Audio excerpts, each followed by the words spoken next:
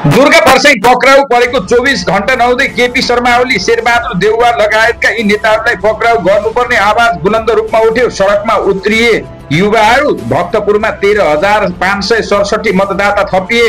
शिक्षा मन्त्री पुनको बोलीमा लगाम लगाउनुपर्छ। सोमनाथ गिरी। मध्य प्रदेशका मुख्यमन्त्री यादव विरुद्धको रिटको सुनवाई जारी। भरतपुरमा थपिएका यी मतदाता देशैभरि कति थपिए? दुर्गा परसाईमाथि सार्वजनिक शान्ति विरुद्धको कसुरमा अनुसन्धान अगाडि बढाइने। मधेसका मुख्यमन्त्री नियुक्तिको पक्ष र विपक्षमा प्रदर्शन। पोखराबाट पप्पू क्वारेन्टाइन सेवा थालनी। एनपीएल प्रभावित बनाउने गरी आन्दोलन गर्छु भन्थे। दुर्गा परसाई पक्राउपछि सुरक्षा झन व्यवस्था कडा। राजधानी विभागबाट 8 बिचौलिया पक्राउ। बंगलादेशकी पूर्व प्रधानमन्त्री शेख हसिनालाई मृत्युदण्डको सजाय सुनाएपछि अप्ठ्यारोमा भारत। पाकिस्तानलाई काखी च्यापेर अमेरिकाले पुनः भारतलाई हेप्दैछ। एमाले अध्यक्ष ओली विरुद्ध जबज बोकेर ईश्वर नै उत्रिने भए महाधिवेशनको मैदानमा। दुर्गा परसाईको प्रदर्शन रोक्न खोजेको प्रशासनले एमालेलाई के गर्ला त? दुर्गा परसाई चौथो पटक पक्राउ। अहिले आसामबाट ल्याइयो। यसअघि भयाङ हालेर। शेख हसिनाको मृत्युदण्डको विरोधमा आज बंगलादेश बन्दको आह्वान। युएईमा 4 महिनामा 93 नेपालीको मृत्यु। हसिनालाई मृत्युदण्ड दुर्भाग्यपूर्ण र बदलाको भावनाबाट प्रेरित अवामी लीग पार्टीको जिकिर। बागमती प्रदेश सरकारले रोजगारीका लागि बिना ब्याज ऋण उपलब्ध गराउने। 24 भदौको विध्वंस प्रतिगामी र सुनियोजित हो। एमाले कांग्रेसका नेताहरू जिम्मेवार छन्। राष्ट्रिय परिचय पत्रको वेबसाइट ह्याक। कर्णालीमा याक्सको प्रियङ्काको अर्धशतक। ललितपुरमा रिसाएर हिँडेपछि फोरम बैठकमा गएका छन्। बारेन उठाउँदैन अध्यक्षको फोन। 24 भदौमा विध्वंस प्रतिगामी र सुनियोजित भएको जिकिर। चितवन विरुद्ध कर्णालीको उत्कृष्ट सुरुवात। अभिनेत्री साम्राज्ञी राज्यलक्ष्मी शाहले गरिने इन्गेजमेन्ट। 10 महिनाको छोरा छोडेर विदेशिनु पर्दाको छेड कस्तो होला त? यस्तै छ नेपालीहरूको सबैको पीडा। दिवंगत पत्रकार सुरेश रजकीकी श्रीमतीलाई सरकारले दियो रोजगारी। भन्सार छली गरी ल्याएर काठमाडौँ पठाउन लागि कुर्ता सुरुवाल बरामद। र दुर्गा परसाईलाई भेट्न दिएनन् कानुन व्यवसायीले भने संविधानको उल्लङ्घन।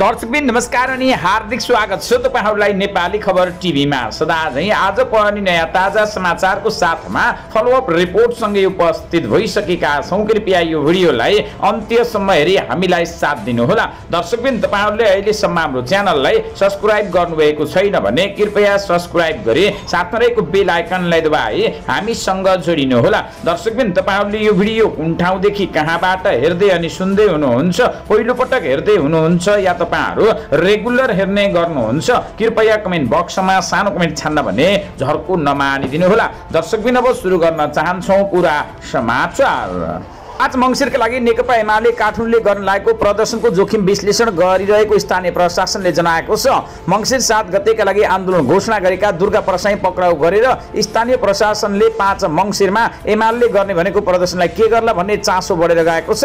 यसअघि 25 असोजमा नेकपा एमालेका युवा संघले काठमाडौँमा गर्न खोजेको मोटरसाइकल र्याली र सभालाई जिल्ला प्रशासन कार्यालयले रोक लगाएको थियो।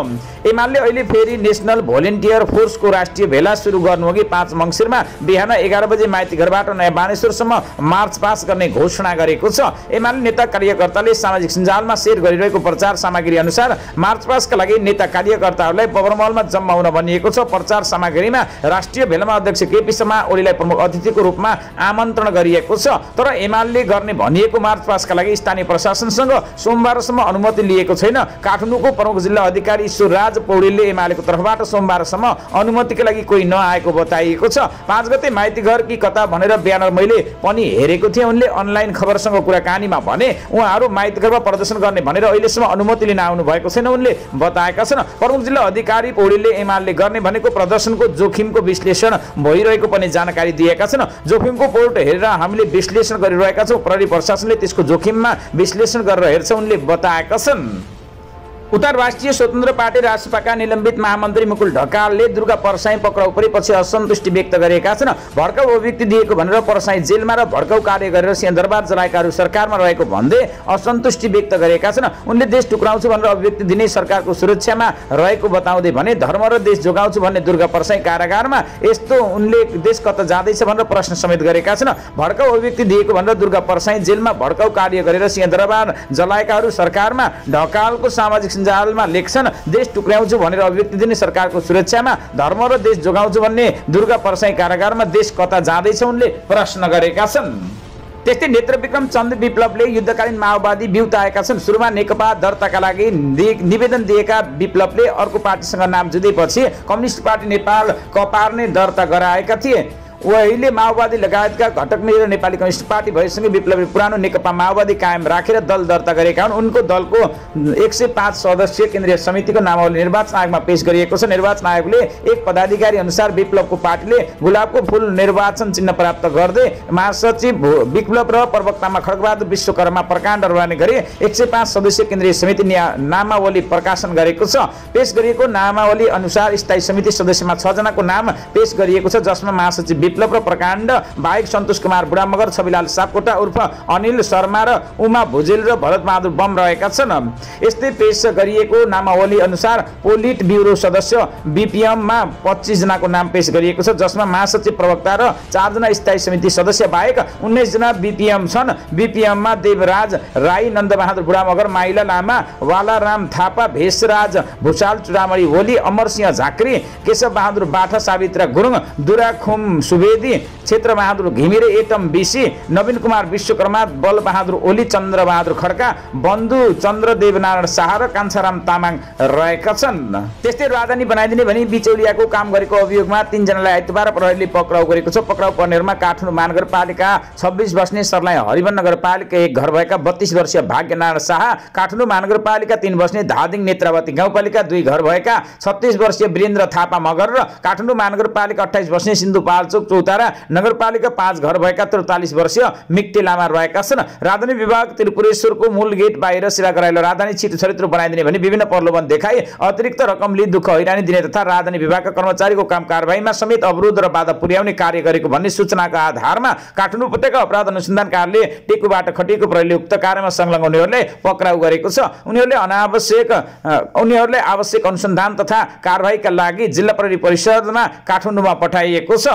उता प्रधानमन्त्री सुशीला कार्कीले काठमाडौँ उपत्यकाका मेयरहरूसँग छलफल गरेकी छन्। कार्कीले उपत्यका मेयर्स फोरम प्रतिनिधि मण्डलसँग हिजो साँझ बालुवाटारमा छलफल गरेकी छन्। उपत्यकाका 3वटै जिल्लाका स्थानीय तहका प्रमुखहरूले प्रधानमन्त्री कार्कीको नेतृत्वमा निर्वाचन सम्पन्न हुने विश्वास व्यक्त गरिन्। त्यसका लागि सहयोग गर्न आफूहरू तयार रहेको उनीहरूको भनाइ थियो। भेटको क्रममा स्थानीय सरकार प्रमुखहरूले आफूहरूले भोगिरहेको समस्याको विषयमा पनि प्रधानमन्त्री समक्ष अवगत गराएका थिए। उनीहरूले आफ्नो समस्या राख्दै यो सरकारले बोल्ड डिसिजन गर्न डराउन नहुनेमा धारणा राखेका थिए। फोहोर व्यवस्थापनको समस्याको गाँठो फुकाइदिन र सडक बत्तीको बक्यौदा रकम सम्बन्धी विवाद मिलाइदिन पनि उनीहरूले आग्रह गरेका थिए। ललितपुर महानगरपालिकाका प्रमुख चिरीबाबु महर्जन आफू निर्वाचित भएर जानु अघिको समेत बक्यौदा रहेको जानकारी दिँदै उक्त रकम रापसाप गरिदिन अनुरोध गरेका थिए। यस्तै सडक बत्तीको महसुल 60% स्थानीय सरकारले तिर्न सक्ने र 40% संघीय सरकारले तिर्ने व्यवस्था गर्नुपर्ने माग गरेका थिए।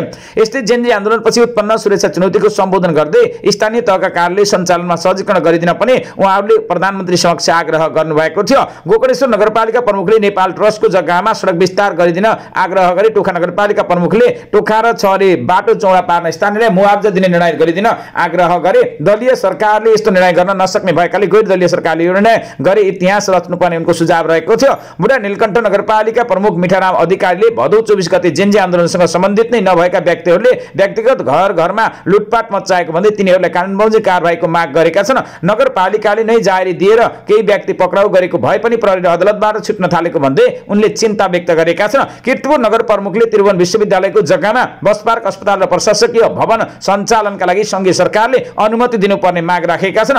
त्यस्तै चाङ्गुनाडा नगरपालिका प्रमुखले सल्लाहघारी कमल विनायक नगरकोट सडक लामो समयदेखि निर्माणाधीन रहेकाले चाँडो बनाउनु पर्ने बताए। धेरै जनप्रतिनिधिले मिथ्यावधिता कायम गर्न संघीय सरकारले 3 करोड भन्दा बढी रकम बजेटको योजना कटौती गरेको निर्णयका कारणले विकास निर्माणका काम गर्न समस्या परेको गुनासो गरेका थिए। प्रधानमन्त्री सुशीला कार्कीले आफू अहिले निर्वाचन केन्द्रित रहेको जानकारी दिँदै त्यसमा सहयोग गर्न आग्रह गरिन्। निर्वाचन गराउन आएको सरकारले अरू काम गर्नु हुँदैन भनेर पनि प्रश्न उठेको तर्फ संकेत गर्दै उनले भन्दै गरे एकातिर निर्वाचन मात्र गराउँ अरू काम नगर भन्ने कुरा पनि उठेको छ। अब त चुनावको आचार संहिता पनि लाग्ला, तै पनि तपाईहरुले अगाडि सार्नुभएका समस्याको के कति गर्न सकिन्छ हेरौँला। जे जति समस्या छन् तिनको समाधान हामी तपाई मिलेर गर्नुपर्छ। भावी पुस्ताका लागि यो देश बस्न लायक बनाउन जिम्मेवारी हाम्रै रहेको उनको भनाइ रहेको थियो। उता राष्ट्र राष्ट्रियता धर्म संस्कृति र नागरिक बचाउ महाअभियानका संयोजक दुर्गा परसाईमाथि सार्वजनिक शान्ति विरुद्धको कसरमा अनुसन्धान अगाडि बढाइने भएको छ। उनलाई आज जिल्ला प्रशासन कार्यालय काठमाडौँमा उपस्थित गराइने जिल्ला प्रहरी परिसर काठमाडौँका प्रवक्ता पवन कुमार भट्टराईले जानकारी दिएका छन्। परसाईलाई गए राति भक्तपुरको ठिमी स्थित निवासबाट पक्राउ गरिएको थियो। जिल्ला प्रहरी परिसर काठमाडौँ र अनुसन्धान कार्यालयको संयुक्त टोलीले उनलाई पक्राउ गरेको थियो। आन्दोलन घोषणा गरेर भड्काउपूर्ण अभिव्यक्ति दिएको र उनको हरकतको हिंसा भड्किन सक्ने विश्लेषणपछि उनलाई पक्राउ गरिएको छ। उनले 7 गतेदेखि देशव्यापी आन्दोलन गर्ने र यातायात सहित सबै क्षेत्र ठप्प पार्ने दाबी गर्दै आएका थिए। त्यति मात्र होइन, देशको प्रत्यक्षसँग जोडिएको एनपीएल समेत रोक्ने उनले क्यान अधिकारीलाई चेतावनी दिएको सार्वजनिक भएको थियो। त्यस्तै दुर्गा परसाईलाई म्याद थपका लागि सरकारी वकिलको कार्यालयमा लगिएको छ। राजवादी गतिविधिमा संलग्न परसाई बैंकबाट लिएको ऋण मिनाहा गरिदिनुपर्ने लगायतका माग राख्दै आन्दोलनको तयारी गरेको बेला गैराती पक्राउ परेका थिए। उनले मंसिर 7 गते आन्दोलनको तयारी गरेका थिए। त्यसका लागि परसाईले राष्ट्र राष्ट्रियता धर्म संस्कृति र नागरिक बचाउ अभियानको ब्यानरमा राजनीतिक गतिविधि गर्दै आएका छन्। पक्राउबारे सञ्चारकर्मीले जिज्ञासा राख्दा उनले के विषयमा पक्राउ गरेको भन्ने आफूलाई थाहा नभएको बताएका छन्। पछिल्लो समय उनले काठमाडौँको मेयर बालिन शाहको घरमा आगो झुस्ने परिवारको सदस्यमाथि झम्टाउने निर्देशन अभिव्यक्ति दिएको कारणले पनि पक्राउ परेको हुन सक्ने जनाइएको छ। उता जेनजी आन्दोलनको जगमा गठित वर्तमान सरकारले जनता राजनीतिक दल र राष्ट्रिय तथा अन्तर्राष्ट्रिय समुदायको समेत समर्थन रहेको छ। यस सरकारलाई आगामी फागुन 21 गते घोषित निर्वाचन सम्पन्न गर्न सुशासन सन्दर्भ र भ्रष्टाचार नियन्त्रणबारे सघन रूपमा कार्यान्वयनमा लैजाने म्यान्डेट छ। देशको वर्तमान राजनीतिक अवस्थालाई निकास दिने र आसन्न निर्वाचनलाई सुनिश्चित गर्ने निर्णायक घडीमा हामी उभिएका छौँ। मुलुकको सुशासन कायम तथा भ्रष्टाचार नियन्त्रणका लागि सरकारले कुनै कसर बाँकी राख्दैन। जेनजी आन्दोलनको क्रममा भएको धनजनको क्षतिको अनुसन्धान र कारबाही प्रक्रिया अगाडि बढाउने सन्दर्भमा सरकारले काम थालनी गरेको छ। मुलुकको पद्धति र प्रणाली स्थापित गर्दै देशलाई आर्थिक समृद्धिको दिशातर्फ अगाडि बढाउन परेको छ। गत 23 र 24 गते भदौमा जेनजी विद्रोहपछि गठित अन्तरिम सरकारले निर्धारित मितिमा नै निर्वाचन सम्पन्न गराउन राजनीतिक दल र जेनजी प्रतिनिधिसँग समेत चरण-चरणमा सघन वार्ता र छलफल गरिराखेको छ। निर्वाचनको वातावरण बनाएर निर्धारित समयभित्र नै निर्वाचन सम्पन्न गर्ने गरी सरकार र राजनीतिक दलका नेताहरूसँग भएको छलफल सकारात्मक ढङ्गबाट अगाडि बढेका छन्। निर्वाचनको वातावरण बनाउनका लागि राजनीतिक दलहरूसँग भएको वार्तामा सरकार एकदमै उत्साहित बनेको छ र राजनीतिक दलबाट असाध्यै सकारात्मक जवाफ आएको छ। सबैभन्दा पहिला राष्ट्रपतिको पहलमा दलहरूसँग संवाद भएको थियो भने प्रधानमन्त्री सुशीला कार्कीको आह्वानमा सरकारको तर्फबाट राजनीतिक दलसँग एक चरणमा वार्ता भइसकेको छ। प्रधानमन्त्रीले यस अवधिमा शीर्ष राजनीतिक दलहरूका नेताहरूसँग 1-to-1 पनि वार्ता गर्नुभएको छ। निर्वाचन आयोगमा दर्ता भएका पुराना नयाँ सबै दलका प्रमुख र प्रतिनिधिसँग निर्वाचनको तयारीको विषयमा छिट्टै प्रधानमन्त्रीले छलफल गर्दै हुनुहुन्छ। सरकार र राजनीतिक दलहरूबीच भएको छलफलबाट सरकार उत्साहित बनेको छ। यसले निर्वाचनको वातावरण बनेको छ। निर्वाचन लोकतन्त्रको मूल आत्मा हो। जनताले आफ्नो प्रतिनिधि चुन्ने प्रक्रिया नै निर्वाचन हो। त्यसैले निर्वाचनको माहौल बनाउन राजनीतिक दल र जेनजी लगायत सबै सरकार पक्षहरू उत्तिकै जिम्मेवार भएर प्रस्तुत भएका छन्। निर्वाचन सफल बनाउन स्रोत साधन जनशक्ति तथा सुरक्षाको वातावरणका लागि सरकारले राजनीतिक दलहरूलाई जानकारी गराएको छ। राजनीतिक दलहरूको तर्फबाट सुरक्षाको वातावरण बनाउनु पर्ने चासो राख्नु स्वाभाविक हो। त्यसप्रति सरकार प्रतिबद्धताका साथ लागेको छ। सरकारको तर्फबाट पनि निर्वाचनको सुरक्षाको वातावरण बनाउन सम्पूर्ण तयारी गर्छ। राजनीतिक दलहरूले ढुक्कसँग निर्वाचन प्रक्रियामा सहभागी हुनुपर्छ भनेर सरकारले विश्वास दिलाएको छ। जेनजी युवा र राजनीतिक दलहरूलाई पनि सँगै राखेर छलफलको वातावरण बनाई उनीहरूको भावना र सहभागितामा निर्वाचन सम्पन्न गराउन पहल सुरु गरिसकेको छ। केही राजनीतिक दलहरूले निर्वाचनमा जाने निर्णय गरिसकेको र केहीले छिट्टै निर्णय गर्ने प्रतिबद्धता व्यक्त गरेका छन्। यस्तै पूर्व पश्चिम राजमार्गदेखि उपत्यका प्रभावित बनाउँछु भन्ने अभियन्ता मेडिकल व्यवसायी दुर्गा परसाईलाई पक्राउपछि प्रहरीले उपत्यकाको सुरक्षा व्यवस्था झन कडा पारेको छ। सोमबार राति भक्तपुर स्थित निवासबाट पक्राउ गरेका परसाई जारी नेपाल प्रिमियर लिग एनपीएल प्रभावित बनाउने गरी 7 मङ्सिरमा आन्दोलन गर्ने भनी दिउँसो पत्रकार सम्मेलन गरेका थिए। काठमाडौँ उपत्यका प्रहरी कार्यालय रानी पोखरीले तीनवटै जिल्ला प्रहरी परिसरमा निर्देशन दिएर सुरक्षा व्यवस्था चुस्त पार्न भनेको छ। सोही अनुसार अहिले सडकमा बाक्लो रूपमा सुरक्षाकर्मीको उपस्थिति बढाइएको छ। नेपाल प्रहरी सशस्त्र प्रहरीलाई सडकमा बाक्लो गरी राखिएको छ। उता किशोरीहरूको डिम्ब अवैध कारोबार गर्नेलाई उन्मुक्ति दिएको विवादमा दायर भएको रेटको पेशी न्यायाधीश सर्वोच्चका न्यायाधीश अब्दुल अजिज मुसलमानको एकल इजलासमा सुनवाईका लागि तोकिएको छ। अधिवक्ता उपेन्द्र राउत समेतले दायर गरेको रिट आज प्रारम्भिक सुनवाईका लागि पेशी तोकिएको छ। बब्रमल स्थित होप फर्टिलिटी एन्ड डायग्नोस्टिक क्लिनिकबाट अवैध रूपमा किशोरीको डिम्ब झिकेर किनबेच गरेको भन्दै प्रहरीले केन्द्रीय अनुसन्धान ब्युरोमा डाक्टर परिभ्युता बराल र डाक्टर स्वाति शर्मा लगायतलाई पक्राउ गरेर अनुसन्धान थालेको थियो। पछि जिल्ला सरकारी वकिल कार्यालयले कानुनी अभाव देखाएर हाजिरी जमानीमा छाडेको थियो। जिल्ला सरकारी वकिल कार्यालयबाट उच्चाउँदै महाधिवक्ता कार्यालयमा फाइल पुगेपछि महाधिवक्ता कार्यालयले मुद्दा नचलाउने निर्णय गरेको थियो। महाधिवक्ता सविता भण्डारीले आफै साझेदार रहेको भनिएको फर्टिलिटी क्लिनिकका सञ्चालक र डाइरेक्टर विरुद्ध मुद्दा नचलाउने निर्णय विरुद्ध सर्वोच्चमा रिट दायर गरेको छ। महाधिवक्ता आफै पनि साझेदार भएको दावी गर्दै मुद्दा नचलाउने निर्णय अन्तरिम आदेशले बदर भई मुद्दा चलाउनु भन्ने आदेशमा रिट माग गरिएको।